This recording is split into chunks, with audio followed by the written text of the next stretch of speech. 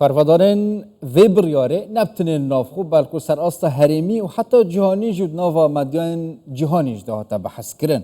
لبزانین کاریگریین و کنگی ده دیار بن قناغین دهاتین پشتی چکدارین کنگی ده دست بکن و کاریگریای حتی دل سر نافچین کردستانیین سنوری بتایبتیش ده چوابن و گل ترکیه با کوره کردستانی برای حیدر ششو فرمانده حزب پاراستنا عزت خانه کل باشار هانوور آلمانیای ده گل مده و برای حیدر گلک سپاس کوین گل مدانه هین دیری ولاتین امریکا لیاز بارکم و هر تشتک شوپاندیه که بچه آوایی که اف بریار هات دان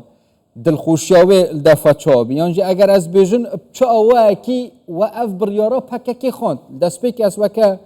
کردکی از بحث بکم و که اف بریار هات دان تا چه تشتکت گل خود گود گلک سپاس روش باش پراسیش یعنی اف بریارا ابرز او جلان و هر وهانی که قیاده پککه بریار دایی پشتی 40 سال خباتا چکداری و داخل زیل المافي ملت کرد ترکیه دا هکا بگه نوی قناخی و اتفاق که بیتا کرن گو سلاح بکارنین و کاربان مافي ملت کرد وگو همه پیکاتی ترکیه دا هبه و داخوازی وانجی باجی بکن براسی بریاری که تاریخی بویا و ام هیویدارن اب بریار جی بگری و هر وهانی که حکومت ترکاجش طرفی خوبا با ارکی خرابه بشکل کی درستی موجبی و اتفاقیات گوهاتین دانین یا او دوف و اتفاقی او آریکاری او قرارات گرینگ هاتین دانین که افرو پارتی کریکاری کردستان پشتی 40 سالی خوهلو وشینه یا چک بکارنین جار کردی تره و بقريت الساحة السياسية سر أساس ديمقراطية كار بكن ودي داخوازية حق ملت كرد بكن لتركيا دا أم هي بدار حكومة تركيا جي بشكل كي درستي بأركي خرابة تجاه ملت كرد قال لك باشه کاریگرین و که چند ترکیه و باکوره کردستان و راوستاندنا شر چکداریت نیو برای پککی و دولت ترکیه ده هند و رنگ زیرا ترجیل سر عراق و کردستان بتایبتیجی نافچین سنوری و که شنگالجی بتایبتیجی هبن یعنی جبری نافچین سنوری گل ترکیه و باکوره کردستان چونکی هبو نوانا الوان نافچین جی هبیه حتی چرا ده در روش آرام به مبستا من نافچه که وکی شنگالیه حتی چرا ده او بندستی ها برینو که هبیه بندستی هیزین که نه نافچه بینه جبوی که بتایبتیجی رکفتنا شنگالی ورا جب جی کرن براسي يعني أبي تأثير أخوهايا جبرقوا مجبيرة نكن أبا بلكي 20 سال درباس بون إذا 25 سال درباس بون بدها جند وبصدا جند الهرم كردستاني بسبب أوان كوكي قدنا قبينا حكومة تركيا وهروهاني كي هوالت بكا كده براسيجي لجند خو محروم بون او گند هاتنا چول کرن او قال كي جرينجا هكا ابرو او اتفاقي تشي بيبي وهكا ابرو او شر لوال منطقه نميني وخرق فقر ينسر اردي خو وجار كدتري او گند باجار بين ابدان كرن هر وهان كي نسبه شمار يعني بالراسي يعني المساله شنغالي دا ام دس خوشيل الوان حوالات كان او يقول وقت كي هاتين وبشتباني واريكاريا خلق شنغاري كرين لسال 2014 وقت يقول ومنظمة إرهابية البناوي داعش ودولة الإسلامية هاتي براسيجي يعني العراق وسوريا ومناطق قل دانا برخوا ضمن وانجي شنغار إبادة بسري ملاتي ما إزديدا هاتي واللوي وقتي دجي وانجي وقو هر أطراف دي تري بشتبانية خلقي مكري هات بشتبانية خلقي مكر عم دسخوشي الوانت كان بس الأفرو دا بشتي أو بريار هاتي دانين وكبريارة چکو دانین بیت دانین هیبیدان المناطق المجدة البنت شنا بيد تريد نمينن يعني او وقت جو قياده فككي قبريارتا جو او چك جار كاد تريب كارنين ام هيبيدارن او خلق ميشن غاريجي السر اساس كي درست عامله بحكومه عراقي رابكه وهروان كي بحكومه كردستاني بي ووجو مواطني عراقي تعامل بك وجار كاد تري نبي سببا اگو اسبيجم يعني نخوشي يا نارامي المنطقه شنغاري ذهبي بجشمار قال كي جرينجا هكا ابرو او اطراف نزيكي فككي التزامي برياره قیادا پەکەکەی بکە و هەروەهانکێ نێزیکی حکوومەتێ بێ ji ber got birastî jî bi seda xortêma nêzîkî wan bûn û ev çend sala silah rakirin û li wî Daeş jî sekinîn em hêvîdarin got hikûmeta Iraqê jî û herwehanikê bi tensîq bi hikûmeta Kurdistanê re تعب û zehmeta wan xortême jî li ber çavê xwe deyne û karibin sifetekê bidnê de heta جناب فرماندار نوکه آخفتنین تا وکه داخوازیتین وکه هیویتین لی هیچ او هیوی و داخوازیه ناوا دانستاندنان دا چه دیر چه نزیک نف براوه او آلیه کو ایدی هاتی هلواشاندن برینو که هاتی نکرین یانجی او آلیین چکدارین بن یانجی نزیکی پککی بینه آخفنکه اوصاحاتی کرن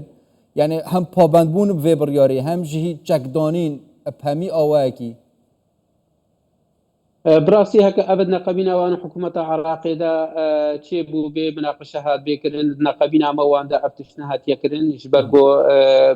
براسي تعامل وان بمرة نبويا تعامل وان هرب حكومة عراقي ربويا وهتان كي بريا تشلو هش ساعات أجي يعني مقارن بيجينا بريا 24 ساعات أجي احتمال اوان الطرف خود قد اف بريار ناهي تدانين لكونغردا واحتمال مسألة حلبونا حزبي يا مسألة قد شكدانين ناهي تبكارينان جبر وينا او نهان كوضع كليا غيري يعني وقت يقوم بين بريارة قيادة فكك او بيا او بريارة هاتي دانين براسي ديتنا مدج بدفيغو حكومات واطراف دوروبري تركيا يعني او جهه قد فككتي دباركي خب درستي رابن ودرفت كي بدنا مواطني ودولتي اخوة وكاربن ما في اخوة ببهرنا بن بنفس الوقت بس فا وبريار دبيقول لسر ارض بيت طبقان وديتنا مدى سلاح ودانين لجيكي وكا شنغاري دا قال لك جرينجا جو حجاتش تطرفا رتشي نبي بس بنفس الوقت زي مهبي دارن جو او خورتيت ما جو ابا چند سالي وانا بسلاح نمي نجبر جو وضع شنغار وظروف منطقي ودورو بري شنغار براسي جنا او وضع جو امبيجن ولا ادبيجو خلكي ما شنغار نا بس مسألة فكك ازدي هميجي هكا سلاح نبي او بين فارسين جبر بين سيبي دار از بحثي وان خورتابكم افيتا بحث كرين بارس حيدر شاشو او خورتين ازدي جبوي باراستنا مالو حاله خو يعني چپ نوه پککی یانجی او گروپ نزیکی پککی نوکه او دی چکی دانن هینچی هیویه شوانات کن و دی چپ پلانک بوان گنجا هبد هیویک های بونمونه بن نوه پیشمرگین کردستانه یانجی هر فرمانده اکادم طیباتی جبوی باراستنا شنگاله و نافچین کردستانی او شار هر آلیه که بکن که ببنه مطرسیل سر شنگاله یانجی هر نافچه اکادم چپ پلانک او سطره که ده هیا والله سيدي دارم يعني الراستيش يعني وقوت كرم كي ما همجي هيبي وداخوازينا جبركو هكا بريار الدستي مدبو بلي بس بريار الدستي مدنينا جبر وينا دبيكو ام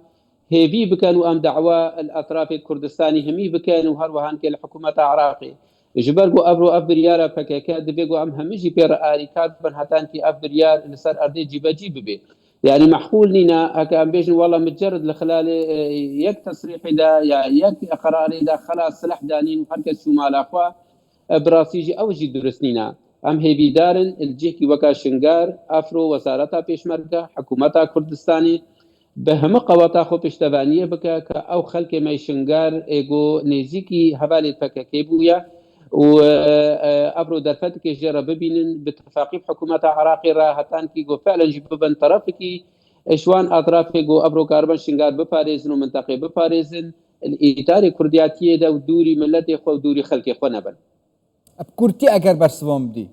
پشتي هلواشاندنا پککی چکدانی چم مطر سیادی تر که ده کو بتر رگر السر نجيب جكنا ركافتنا شنغال بكورتي أسيبيدارم أو مسميات دتري أو نابي دتري أو يقو قريداي فكك همشي التزامي في بكان إشبرقو أو شنغاري دا هكا أم بيجي شنغار فكك تيدانينا أو دبيجن فكك تيدانينا بس أفرو أو أطراف النزيكي فكك أم هيبيدارن قو التزامي وقراري بكان وأم هيبيدارن قو دعوي الحكومة عراقي بكان قو كاربان درفت كيشوان رببينن جبرقو براسي ما ترسي أوا البنافي دتري دا بكاربينن وبيجن والله أفنافا فككنينا وجارك دتري ببيت حجته وجيكي وكا شنغار وقنديل وروش آبا وحمد بريدو فككتي دا آرامي تيدا درست نبي وجارك دي مشاكل شي ببن جبر وينا أم هيبي دارن جو او نابي جدا جدا ايجو هبالي تفككي السروان مجاميع وجروب داني وانا باهمي رابكن او همشي مشمول بن بقراري. قال لك سپاس برای حیدر ششو فرمانده هزین پاراستان عزت خانه جه هانوور ألمانيا هنگل مداون سپاس بوه.